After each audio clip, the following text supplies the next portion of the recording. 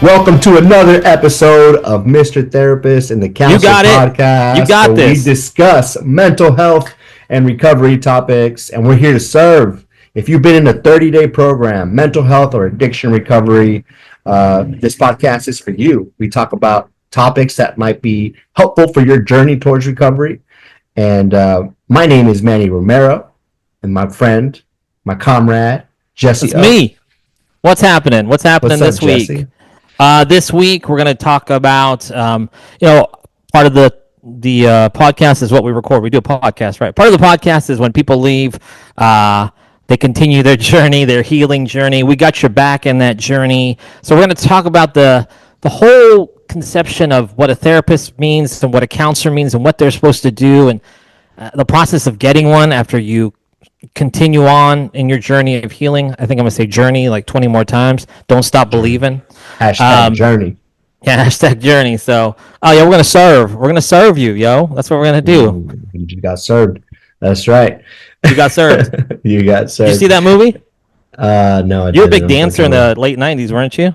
More of a dirty dancing type of guy. Were you? Okay. I thought you were like a hip-hop dancer or something like that. So No. Was into the Bring It On Again, though. That was good.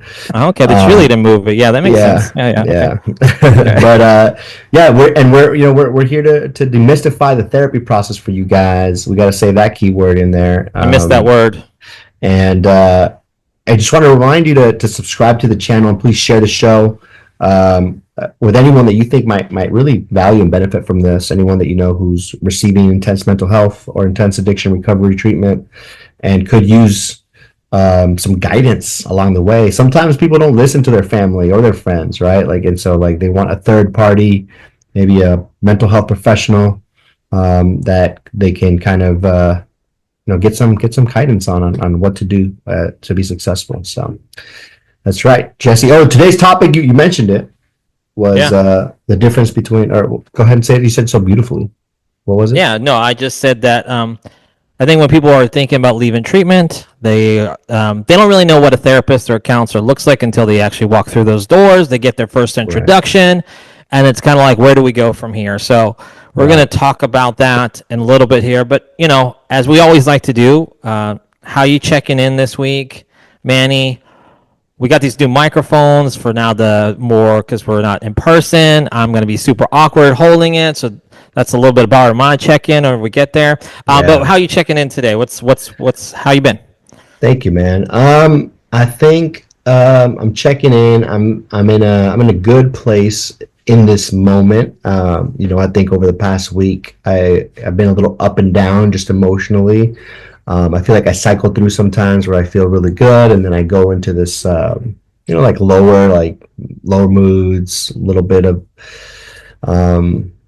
depression, sadness, loneliness, that kind of that comes to mind, which I talked about a lot on the shows, right? And so I hit that this past week, but sort of with the tools that I know I have, I kind of find a way to kind of get back to just doing my routine and moving through it, because those emotions don't stay for a long time, and that's scientifically backed.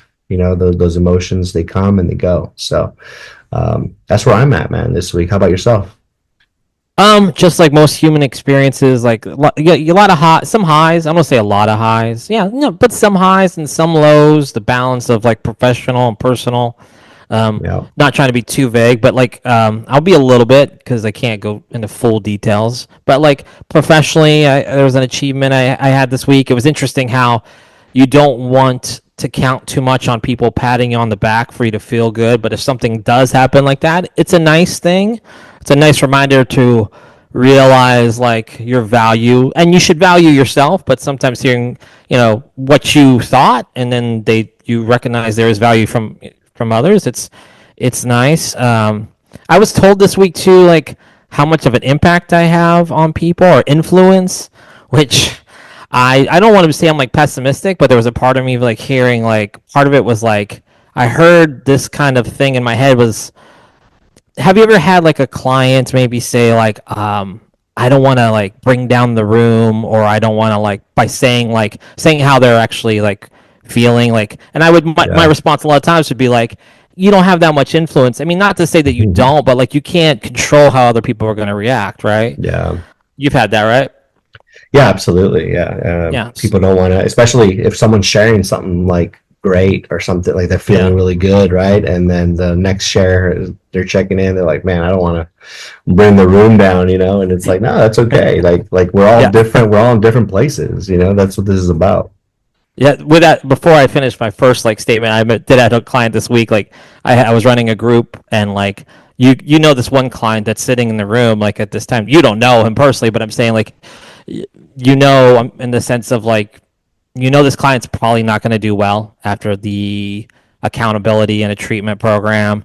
And I had another client come up to me. I laughed because she goes, "Man, that was depressing." Because it's like, the person was just sharing his truth, but his truth is a little distorted, Mhm. unfortunately. But He's I still I working had through his stuff. yeah. So, but I had somebody's like, I was told like that I had this influence, and I'm just like thinking to myself, if I have a bad day though, professionally, I can't like count, I can't control how other people are going to react to that, like that's nice that I have an influence, but if I don't like something and no, and somebody else doesn't like it because I don't like it, like that's not really fair. Like I'm not trying to, I mean, I'm not saying being a role model is cool, but like that's still just a lot of responsibility to take on, so Yeah, uh, yeah. You're but not perfect, brother.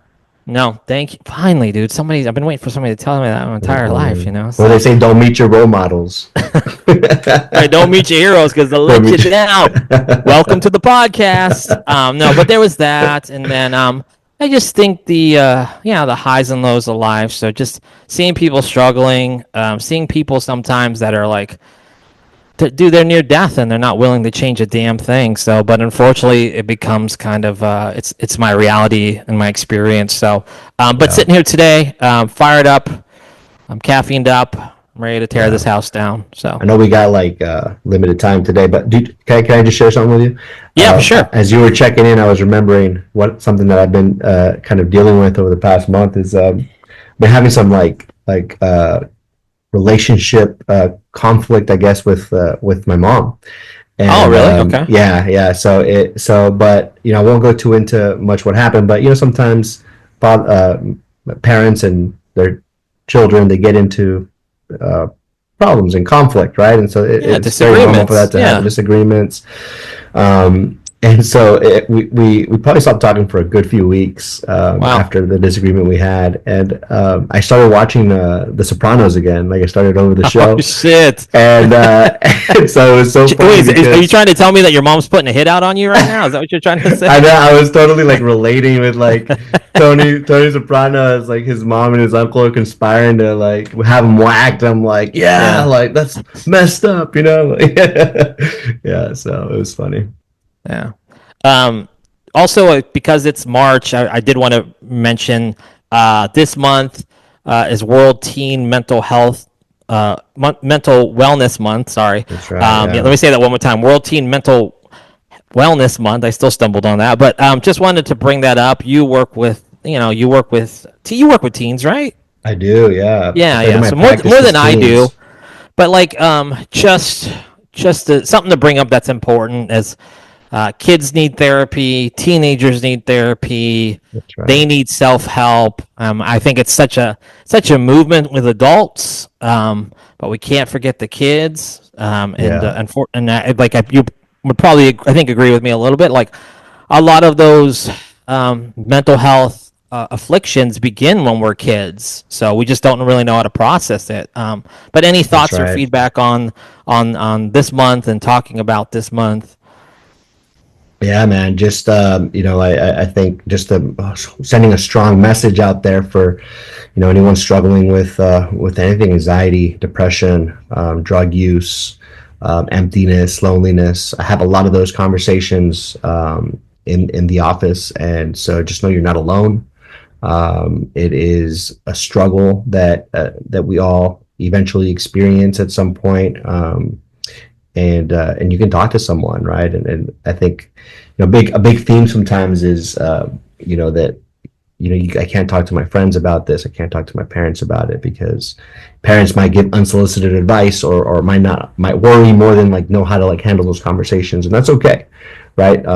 Not every parent is equipped for that, or friend is equipped for that, but get yourself some help, get yourself on some therapy, and reach out to mom or dad, or a counselor at school, to try to get you connected with someone. You're not alone in it, and you deserve to talk to someone about it. Yeah. Real briefly before I do want to get into the subject here, but like just maybe in the last 6 months or years, is there one thing that maybe is a huge conflict for teens, that you've experienced? And it doesn't have to be in the last 6 months. It could be just throughout your time in the rooms with people. Like, what is the biggest challenges that kids do face? I mean, in 2025, you don't have to say anything specifically. I don't know if it's Fortnite or anything like that, but no, all joking aside. But like, yeah, what's something that you maybe a common theme, just like briefly. Honestly, you can all tie it down to identity, Okay. Okay. and it's difficult because I think as a teen, you don't realize how much power you might have over, like, over overcoming the struggles that you're overcoming because you're a child or you're a teenager, and you're not getting the messages of like you're responsible or accountable, or even capable to kind of overcome some of these things or make changes to your life. Usually you're just following directives from teachers or parents or adults, right? So yeah, I would say identity stuff.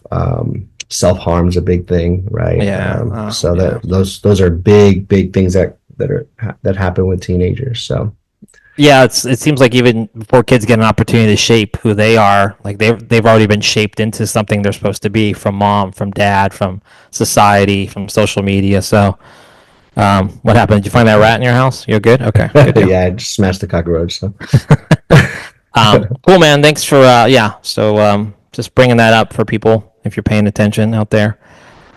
Topic of the week. Topic of the week.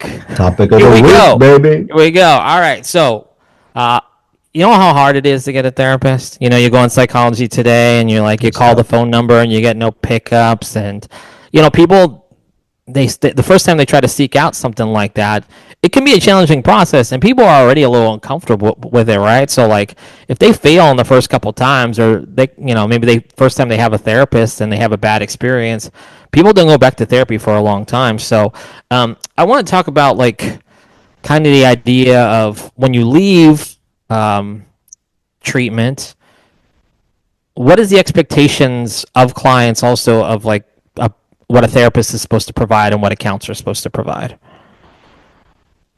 I don't That know was that kind a of lot just the of. statement, the mission statement more than anything.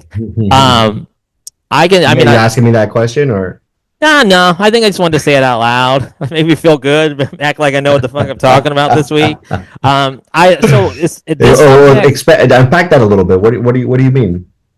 I think what I think is this is there's already everybody creates expectations, and people say that they don't. They do.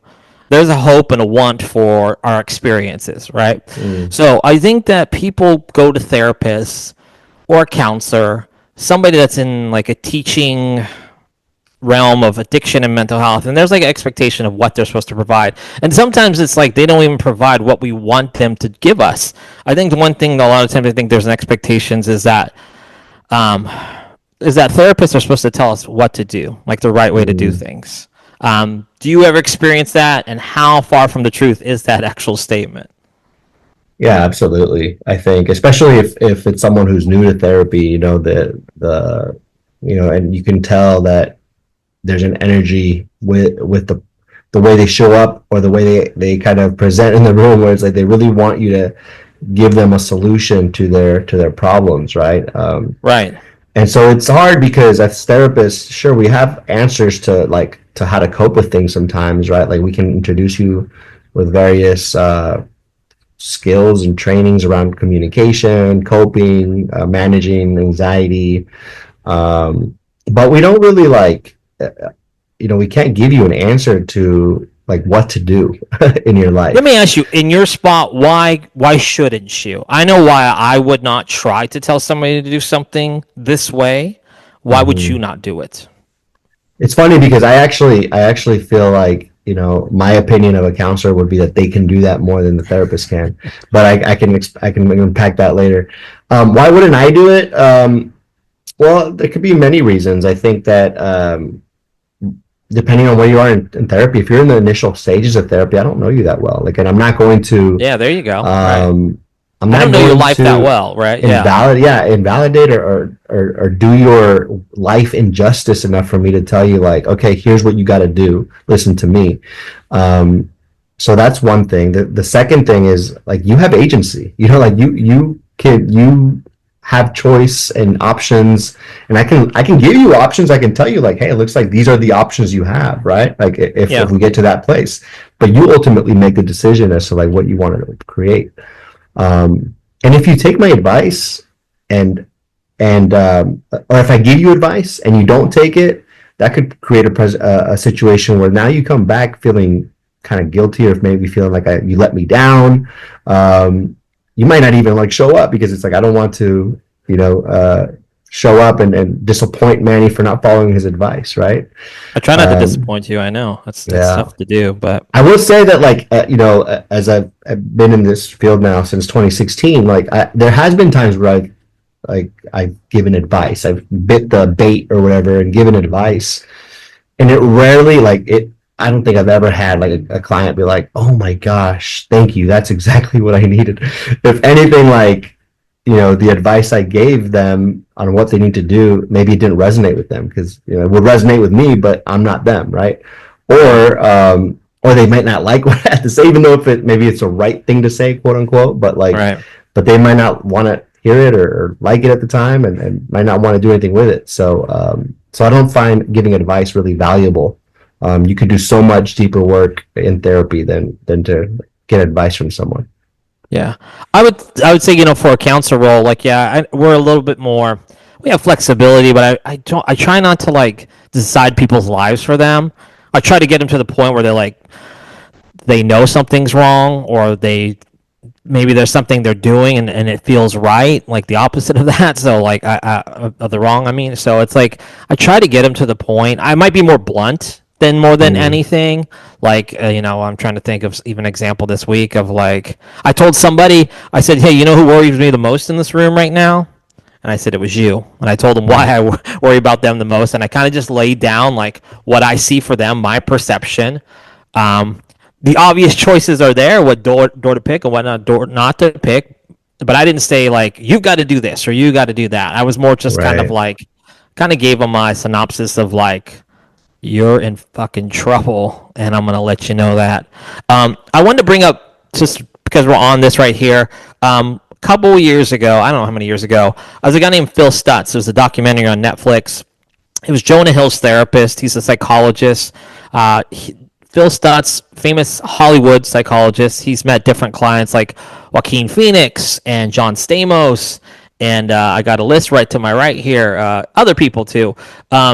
But he's been known to get very personal, kind of almost break what the role of like an actual your typical psychologist therapist would do. Kind of like we just said, the talking advice thing. Like I have a quote that says here, like he would tell patients, "Do the fuck what I tell you." This is an actual quote. Do what the fuck I tell you. Do exactly what I tell you. I guarantee you'll feel better. Like he'll be that bold that like what he's doing clinically is the right way to do things. Now, um, there's probably that stuff is probably going through my head. Like I don't know exactly like that. I don't know if I'm like that. I don't want to say arrogant. I don't want to say I'm like that overconfident. I would never. I would really not. Yeah, I don't think I would say. I'll use the word never. I don't think I'd ever freaking guarantee somebody this is going to work. But he's gotten a lot of heat because he's kind of breaking. He's broke from the norm of your traditional, like I said, clinical psychologist or therapist. Um, is that where the direction you think therapy should be moving, or do you have any thoughts on just like his presentation?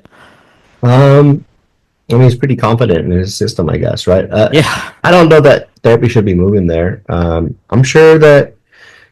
I am sure that he can help a lot of people, right? And he probably has Yeah, for figured sure. something out to help certain people, certain uh, personality types dealing with certain problems. And I think if you really niche down your, you know, what you're doing or who you're helping, then maybe there's some truth to that. Like it's like yeah, like do what I'm telling you to do because this is, you know, whether it's like, you know, how to I don't know, trying to think like how do you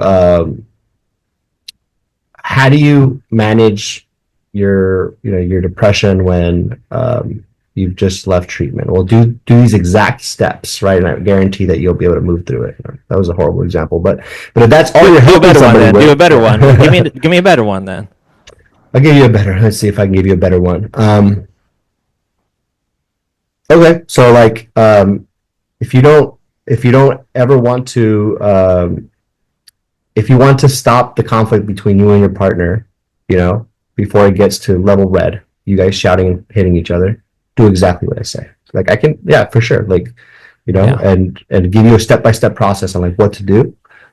Um, yeah. So I mean, but that I feel like that just I don't know. It just it's very specific, right, to one sort of problem Yeah. or one sort of thing. Yeah, I don't like that tact. I think there is importance though with the person you go to see like a therapist or a counselor. They want to see that confidence that they lack within you. Mm, So if a client comes into a room, I think they want to know at least there's some kind of yeah, there's a strong base in front of them. Something that we were just joking about like don't ever meet your heroes or whatever, but like you don't have to be the hero. Maybe you could role model some good behaviors by teaching and showing them the way. But I think the confidence thing is important for clients, and that might be something if you are leaving a treatment program, like look for somebody that you feel like can bring out the parts of you that that person already has or that you like in that person that's in front of you. So I hear so many people often like in the program I work in, they're like, I need to get an addiction treatment counselor or therapist. I'm like, okay, so you want like a counselor that like did a lot of cocaine or like a therapist that likes to do whippets like in their break? Like it's just like I'm like that's cool. I get it. Like the relating thing is important, but it's got to be more than that. I think that it's the connection is most definitely important, but it's got to be connection plus just like a powerful like presentation, I guess, or just yeah. I guess maybe I am looking for the word like the two words role model. Maybe is what they need to like kind of look for. I'll So say this too. I think that it's a that's the art of therapy too. It's a balance, right? Like you don't want as a therapist, I don't know, like the blank slate, right? Of like just not saying anything, not giving any feedback to a client. Like you that's not very helpful either, right? Where, you know, a client comes and they just talk and talk and talk and you just say, okay, yeah, I see. Okay. Like that's not really helpful to a client either. So there's really like, I think the art of therapy is maybe finding the balance of like how to get your client to a healthier place, how to improve their motivation to do something healthy. Um, you know, and that's the art sometimes. Like you got to really get to know your client and understand their worldview and their perspective to help get them there. Um, you know, so I think yeah, I appreciate Stutz is his name. yeah, Phil Stutz. I appreciate his confidence in his system and that Right. he's not Yeah. Yeah. showing up like, you know, well, I don't know. Yeah. Um, I want to kind of go through like a list of maybe not maybe I want to go through a list of different kind of discussions I got throughout the week, the preconceived notions of therapists and counselors, and we can break that down a little bit of time that we have here. Um, I think a lot of times clients assume that we're always self-analyzing people. Is that the case? Are we always self-analyzing people?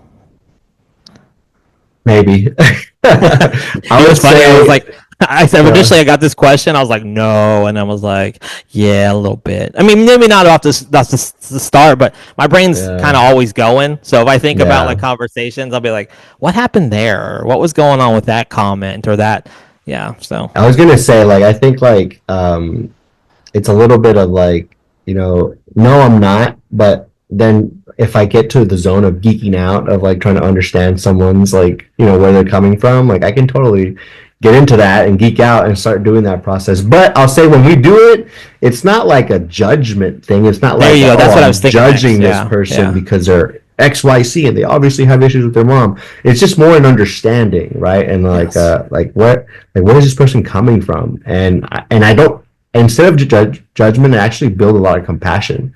And I connect with people a lot better sometimes when I can understand where they're coming from. So Reach on that one. No, I totally agree. I think it's not judgment. Yeah, I mean, I'm sure there's times I've been like, "Whoa," and I try to come back because I think it's just natural to judge.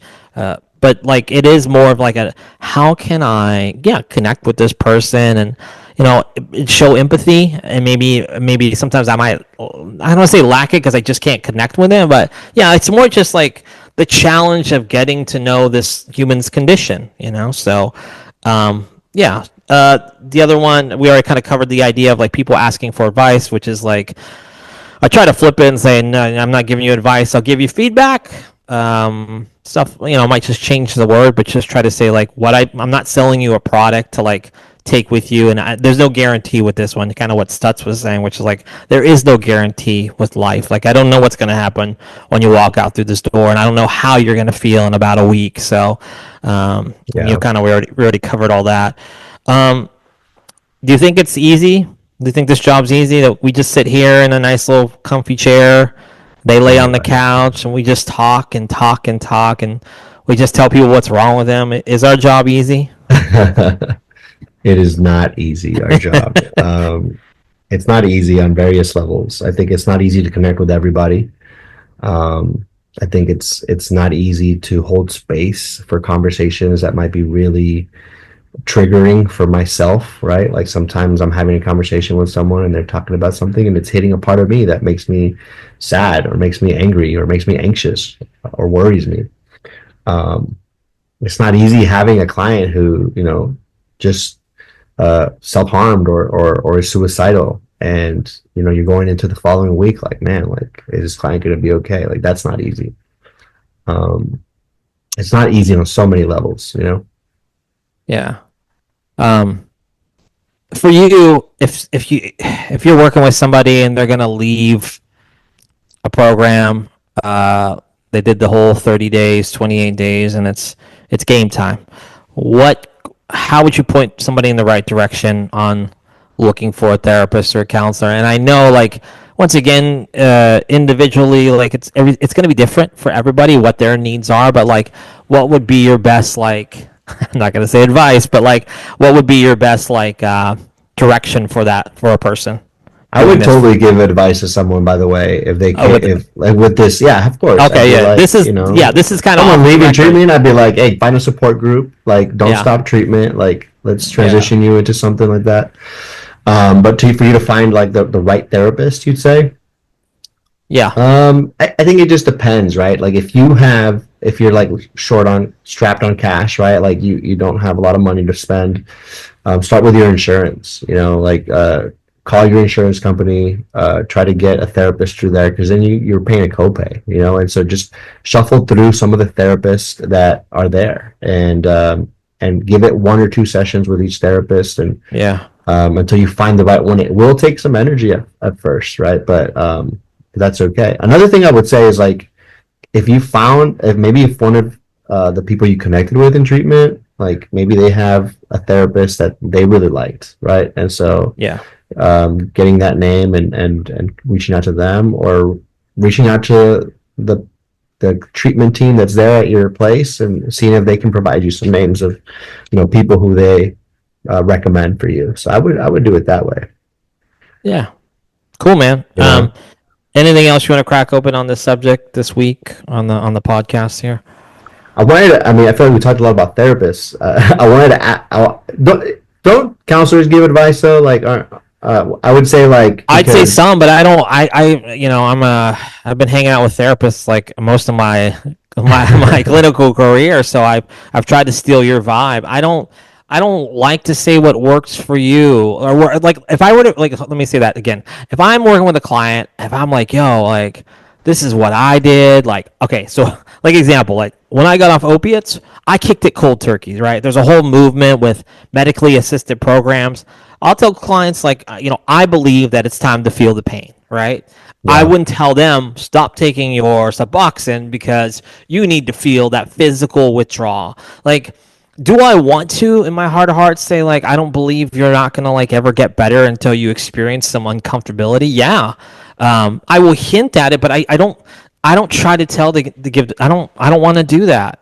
Fuck that notion, Like Hmm. my thing that I struggle with is that like I could just tell people what to do, right? But I feel like I don't think you really get to like an acceptance in who you are until like you do it yourself. So, like I said, I'm gonna sneak in like some feedback and shit. That feedback might sound like advice a little bit, which I'm not trying to do, but I don't do that personally. I think, yeah, I've seen counselors and probably life coaches, probably more of a movement. I think that as a therapist, sometimes your hands are a little tied as well, right? I think that's why there is a flexibility with other clinical roles, like a life coach, like a counselor, addiction counselor, things like that. So, Right. but no, I tend to like I try to be like you my entire life, So since you were Wow. like since I met you when you were 6 years old, and I was 42. I was like, this is a prodigy.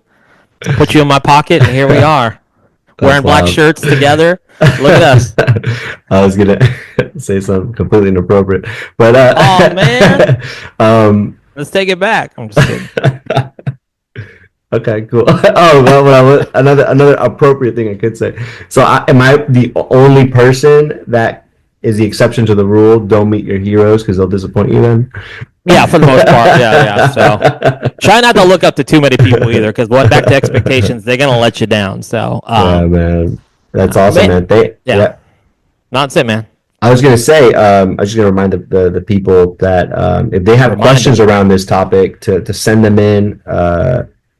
You'll see the email address at the end of the podcast here, Manny at mrtherapistmft.com. Send us your questions. We'll answer them on the pod. And please subscribe to the show, especially if you found some value. If you know anyone who's in a treatment program, leaving a treatment program, struggling with addiction, mental health recovery, send them the show. Just because that's who we're trying to support here. So, Jesse O. That's me. And once again, if you're a kid, you're a teen, you're an adult, you're a grandma, check in on your friends.